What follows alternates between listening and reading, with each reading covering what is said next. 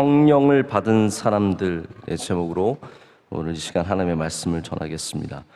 지난 주일이 성령 강림 주일이었는데 제가 따로 이렇게 성령 강림에 대해서, 성령님에 대해서 말씀을 나누지 못해서 좀 아쉬운 마음이 있어서 오늘 준비하게 되었습니다.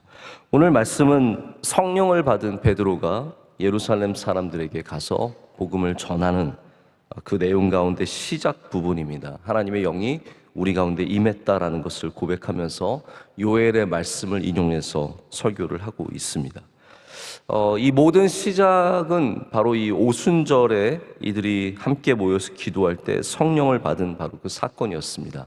2장 1절부터 그 오순절의 사건이 나오고, 그리고 나서 이 복음이 전해지는, 예루살렘에서 복음을 전하는 사건이 나옵니다.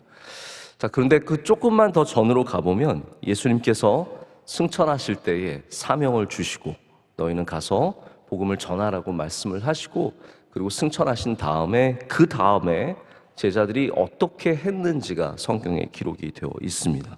그 내용이 1장 12절부터 이제 14절까지 그리고 몇 명 모였는지는 15절에 나와 있습니다. 잠깐만 한번 보실까요? 여러분 다 아시는 내용이지만 우리가 왜 오순절에 120명이 마가의 다락방에 모였는지는 2장에 나와 있지 않고 이렇게 1장 중반 부분에 나와 있습니다.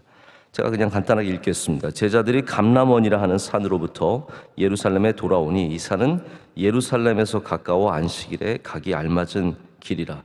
들어가 그들이 유하는 다락방으로 올라가니 베드로, 요한, 야고보, 안드레와 빌립, 도마, 바돌로메, 마테오 및 알페오의 아들 야고보, 셀롯인 시몬, 야고보의 아들 유다가 다 거기 있어 여자들과 예수의 어머니 마리아와 예수의 아우들과 더불어 마음을 같이하여 오로지 기도에 힘쓰더라.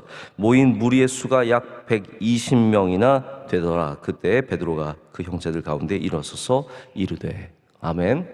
자, 이렇게 우리가 왜 120명인지, 그리고 이 사람들이 왜 제자인지를 다 추측하는 말씀들은 1장에 바로 이렇게 나와 있습니다.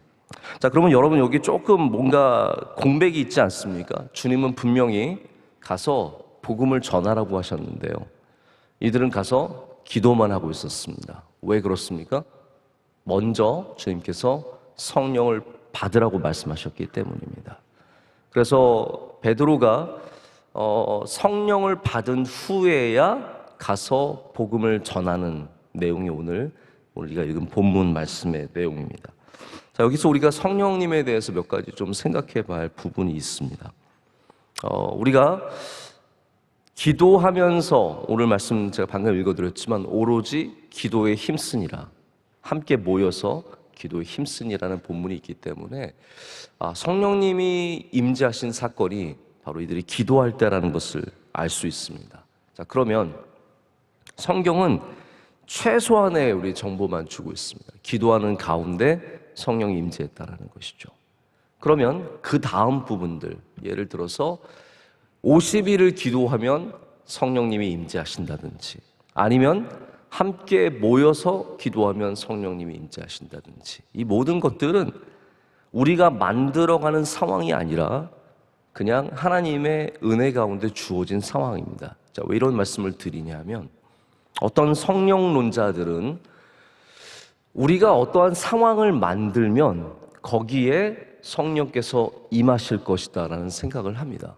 그런데 여러분, 하나님의 영은 우리가 자리를 마련해야 오시는 분이 아니라 하나님의 뜻 가운데 임재하시는 분이십니다. 그렇기 때문에 성령을 우리가 우리의 의지대로 임재하게 할 수는 없다는 것이죠. 소리를 많이 지르면 성령님이 임재하시고, 기도를 3시간 하면 성령님이 임재하시고, 그런 건 없습니다. 기도 심지어는 안 해도 성령께서 임재하실 수 있고, 이거는 다 하나님의 역사의 일부분이지 우리가 우리의 마음대로 끌고 갈 수 없는 부분입니다. 그래서 우리는 무엇을 위해 기도해야겠습니까? 성령의 임재를 위해서 기도해야 합니다. 왜냐하면 하나님의 부분이기 때문에, 우리가 만들 수 없는 부분이기 때문에 오로지 기도에 힘쓸 때, 할렐루야, 기도하고 주님 붙잡으면 그 가운데 성령께서 임재하시는 은혜를 주실 줄로 믿습니다. 우리가 또한 사명을 감당하려면 성령을 반드시 받아야 합니다. 사명을 감당하기 전에 이들은 성령을 받고 그리고 나가서 말씀을 전하게 됩니다. 예수님이 승천하시고 나서 예루살렘은 굉장히 공포스러운 분위기였습니다. 벌써 예수님이 이 로마에 잡혀서 십자가형을 당하셨기 때문에 제자들은 당연히 그 부류가 되잖아요. 그와 같은 부류가 되잖아요. 여러분, 사형수와 같은 부류라는 것은 그만큼 위험성을 갖고 있는 겁니다. 정부한테 찍힌 거예요. 단단히 찍힌 겁니다. 그렇기 때문에 이 사람들은 당연히 두려워했습니다. 그 두려워하는 모습을 어디서 볼 수 있냐면 모이는 것에 볼 수 있습니다. 이 마가의 다락방에 모였던 것은 우리가 순수하게 보면 믿음이 좋아서 모인 거 맞습니다. 그런데 또 이 상황을 보자면 갈 데도 없고 두렵기도 하고 잡힐까 봐 무섭기도 하고, 그래서 숨기 위해서 이 부잣집인 마가의 다락방에 다 모인 것이기도 합니다. 그래서 제자들은 지금 예수님이 승천하신 후에 두려워하는 마음으로, 걱정이 많은 마음, 이제 어떡하냐, 이제 예수님 승천까지 하셨는데 이제 우리 막막하게 여기를 어떻게 살아가야 하나, 굉장히 막막한 마음으로 기도하게 되었습니다. 여러분, 두려울 때 기도해야 합니다. 막막할 때 기도해야 합니다. 그럼 거기에 성령님께서 역사하십니다. 이 두려움이 많고 걱정이 많은 이 사람들 함께 기도할 때 성령께서 임재해 주셨습니다. 여러분, 우리가 사명을 받죠. 우리 모두는 사명이 있습니다. 할렐루야. 우리 그리스도인들은 다 사명이 있습니다. 그것이 해외에 나가서 복음을 전하든, 여기서 복음을 전하든, 직장에서 복음을 전하든, 가정에서 우리 아이들을 복음으로 키우든, 이게 다 우리에게 주신 사명입니다.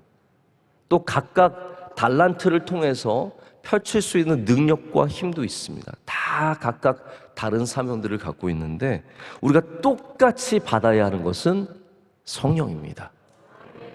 우리의 모든 다른 사명 가운데 바울도 나중에 부름을 받았지만 성령 받는 것이고, 베드로는 가장 먼저 복음을 전하지만 성령 받은 것이고, 여자들은 성경에 이제 잘 나오지도 않지만 성령 받았습니다. 여기 예수님의 어머니 마리아와 아우들과예요. 그럼 이분들은 성령 안 받았겠습니까? 이분들도 성령 받은 거예요. 예수님의 어머니도 어머니의 권위로 살지 않고 성령 받아서 주님의 사명을 감당하게 되는 것입니다. 여러분, 어떠한 권위로도, 인간의 권위로도 우리는 주님의 사명을 감당할 수 없습니다. 성령 받아야만 가능합니다.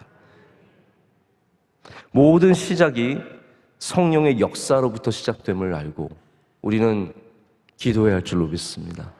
성령님을 사모해야 할 줄로 믿습니다. 자, 또한 세 번째 꼭지인데요. 여기 나오는 방언이 워낙 중요한 사건이고, 오늘 베드로도 말하기를 야, 대낮인데 우리가 취했겠니? 라고 얘기를 하는 겁니다. 자, 대낮입니다. 제3시입니다. 그런데 너희 생각과 같이 이 사람들이 취한 것이 아니다. 이렇게 막 방언하고 그러는 것들이 성령의 역사지, 하나님이 성령을 부어주신 것이지 절대로 우리가 이상한 사람도 아니라는 것을 강조하면서 이야기하고 있습니다. 그만큼 성령의 임재와 방언은 굉장히 깊은 연관을 갖고 있는 것이 분명합니다. 구약 성경에도 하나님께서 기름 부어 주실 때, 그리고 실제로 여러분 구약 성경에 성령이 많이 등장합니다. 어떤 사람들은 신약 시대가 되어서 새로운 주인공처럼 이 성령이 등장한다고 생각하는데 절대로 그렇지 않습니다. 구약 성경에 하나님의 영이라는 단어가 얼마나 많이 등장하는지 모릅니다. 구약 성경에도 하나님의 영이 임재하면 사람들은 예언을 했습니다. 사울도 예언했죠.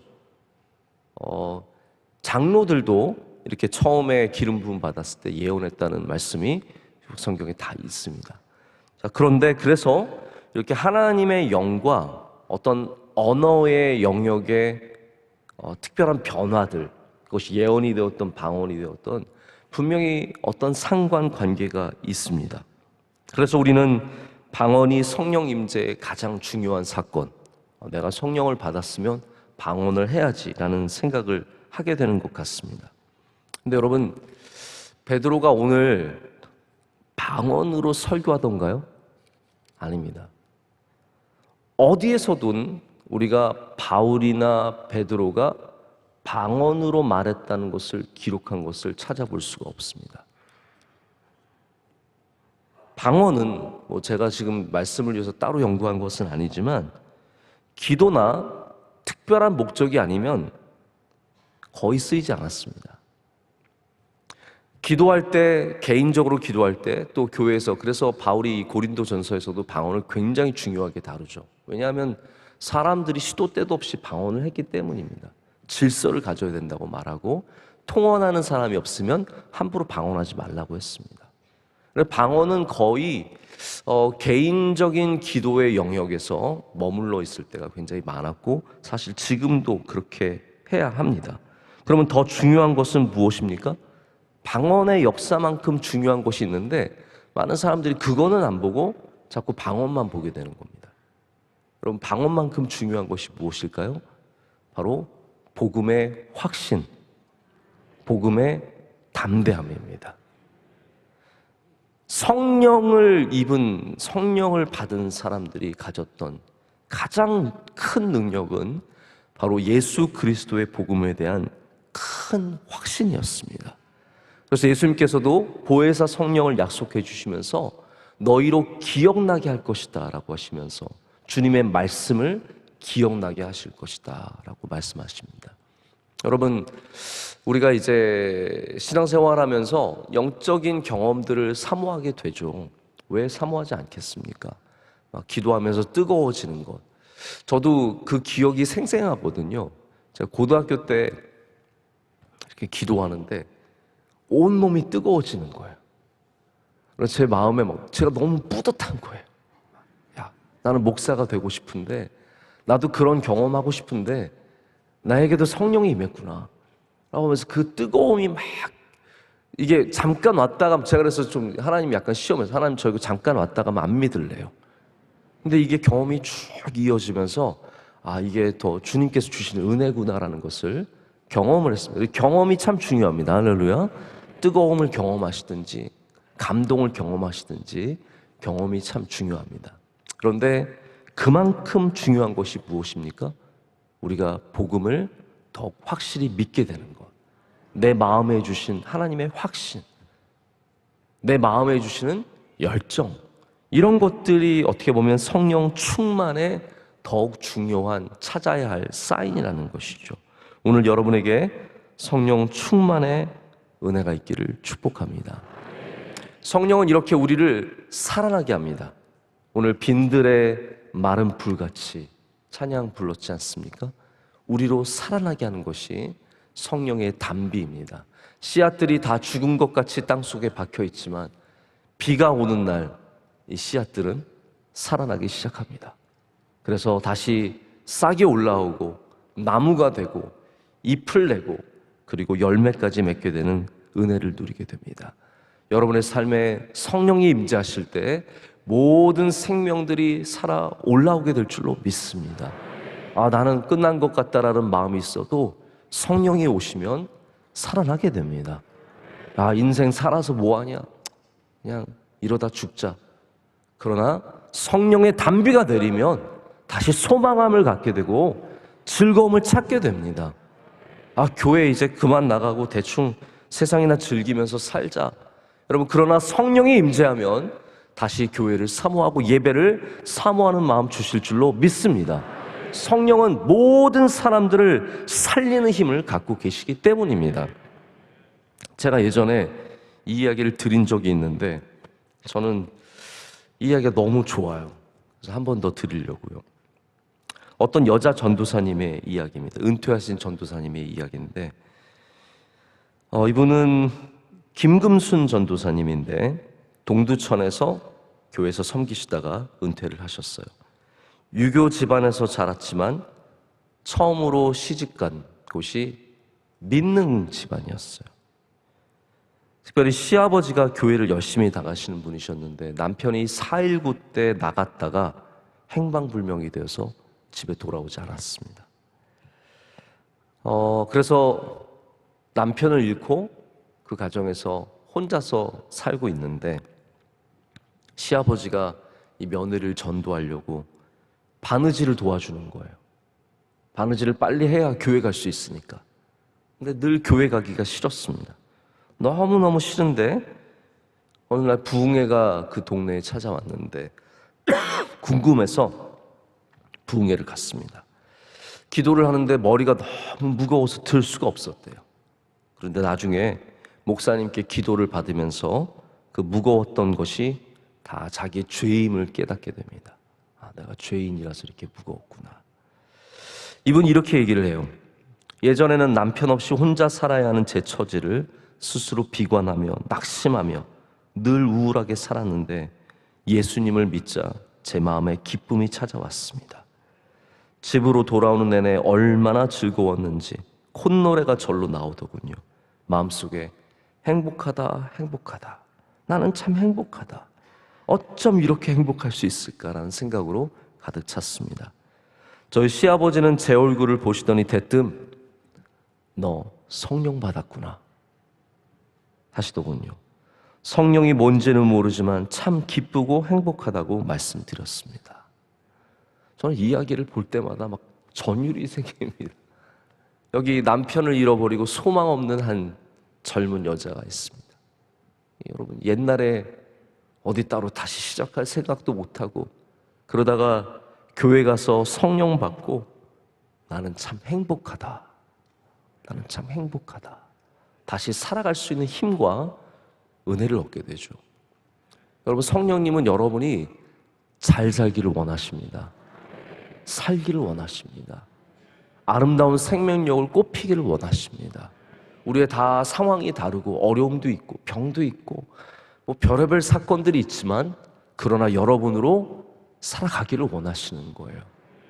기도할 때 성령님께서 우리 가운데 임재하셔서 여러분에게 다시 행복하다. 나는 참 행복하다. 나는 참 기쁘다. 감사하다. 그리고 우리에게 주신 사명을 가서 감당하게 하는 은혜를 주실 줄로 믿습니다. 말씀을 맺도록 하겠습니다. 여러분, 성령 충만하시기를 축복합니다. 충만하다는 것은 좀 반대로 생각하자면 우리 가운데 부족함이 있기도 하다는 말입니다. 충만이라는 것은 동시에 우리에게 부족함이 있다는 것을 깨닫게 합니다. 우리는 부족하기 때문에 또한 충만이 무엇인지를 압니다. 이해가 되시나요? 부족하니까 충만이 무엇인지를 생각해 보게 되고 이해하게 되죠. 그렇기 때문에 우리는 충만함을 사모합니다. 내가 부족하기 때문이죠. 약해질 때마다 우리에게 하나님의 영이 아니라 세상의 영이 다가올 때마다 우리는 다시 충만함을 사모하게 됩니다. 오늘 시간 여러분 충만함을 사모하시길 바랍니다. 아, 나는 부족한 사람입니다. 내 땅은 말랐습니다. 여러분, 가뭄이 좀 길어진다고 하죠? 비가 오락가락 하지만 지금 가뭄이 해소되지 않고 있는데 이렇게 부족해야 가뭄인 것을 깨닫게 되잖아요. 어려워야 내가 힘들다는 것을 깨닫게 되고 충만함을 사모하게 되는 마음을 언제 갖냐 하면 이렇게 비어 있을 때, 내가 많이 부족할 때 충만함을 더욱더 사모하게 되는 것 같습니다. 성령이 충만하시기를 축복합니다. 여러분, 그 충만함은 지속적으로 우리가 요구해야 되는 것입니다. 성령의 세례라는 말도 있고 성령 충만이라는 말도 있거든요. 여러분, 매일 세례 받으시는 분 계세요? 아니죠. 세례는 한 번 받는 겁니다. 모르셨어요? 세례는 한 번 받는 거예요. 그렇기 때문에 성령의 세례는 한 번 받는 거예요. 그러나 성령의 충만함은 매일 받아야 되는 것입니다. 그렇기 때문에 오늘 성령의 충만함이 저와 여러분 가운데, 여러분 가정에, 우리 교회 가운데 가득하기를 간절히 소망합니다. 기도하겠습니다. 하나님 아버지, 감사합니다. 오늘도 우리를 불쌍히 여겨주셔서 성령을 부어주시니 감사합니다. 성령을 충만히 우리에게 부어주시옵소서. 용기 없는 자에게, 답답한 사람에게, 슬프고 괴로운 사람에게, 연약한 자에게 주님 이 시간 성령을 부어주시옵소서. 하나님, 방언으로도 기도하지만 용기 있게 살아감으로, 행복하게 살아감으로 또한 주의 성령의 임재함을 증거하게 하여 주시옵소서. 부족한 자들마다 부르짖어 기도하게 하여 주시고, 우리 교회가 성령이 충만한 교회가 되어서 여기 와서 기도하는 사람들마다 성령 받게 하여 주시옵소서. 예배를 통해 성령 받게 하시고, 뜨거운 기도를 통해 받게 하여 주시고, 말씀 가운데 성령으로 임재하여 주시옵소서. 하나님, 그럴 때 세상에 나아가 베드로처럼 복음의 확신을 갖고 살아가게 하시며 능력 있게 복음을 선포하는 주의 종들이 다 될 줄로 믿습니다. 하나님, 우리 대한민국에 주의 성령을 부어 주시옵소서. 자꾸 나뉘고 싸우고 서로 비방하는 이 나라에 하나님 소망을 허락하여 주시오며 함께 일어서게 하여 주시오며 좋은 나라가 될 줄로 믿습니다. 모든 위정자들 가운데 주여 은혜를 내려 주시옵소서. 하나님 아버지, 우리 명성교회를 주의 장중에 늘 붙잡아 주실 줄로 믿습니다. 무엇을 하든 주님의 뜻을 바라보게 하여 주시옵고 하나님을 기쁘시게 하는 교회가 되게 하여 주시옵소서. 창립 기념주일 준비할 때 주님 영광 받아 주시옵고 준비위원들과 함께 하여 주시오며 성령 충만한 귀한 날이 될 줄로 믿습니다. 하나님, 여름 행사 잘 준비하게 하셔서 아무런 어려움이 없게 하여 주시옵고 우리 청년들과 자녀들 모든 수련회와 단기 선교 통해서 큰 은혜를 받게 하여 주시옵소서. 하나님, 우리 선교사님들과 함께하여 주시옵소서. 모든 선교 사역들 가운데 기름 부어 주시옵소서. 특별히 우리 사랑하는 원로 목사님 늘 주의 장중에 붙잡아 주시며 눈동자처럼 지켜 보호하여 주시며 날마다 새로운 힘과 능력을 더해 주실 줄로 믿습니다. 남선교회와 여선교회, 교육부와 성가대 모든 부서마다 성령 충만케 하여 주시옵소서. 오늘 기도하신 집사님의 기도를 기뻐 받아 주시옵고 섬기시는 가정과 모든 일들이 복되게 하여 주시옵소서. 이 모든 것을 감사함으로 주님께 아뢰옵고 우리를 사랑하시는 예수 그리스도의 이름으로 기도드립니다. 아멘.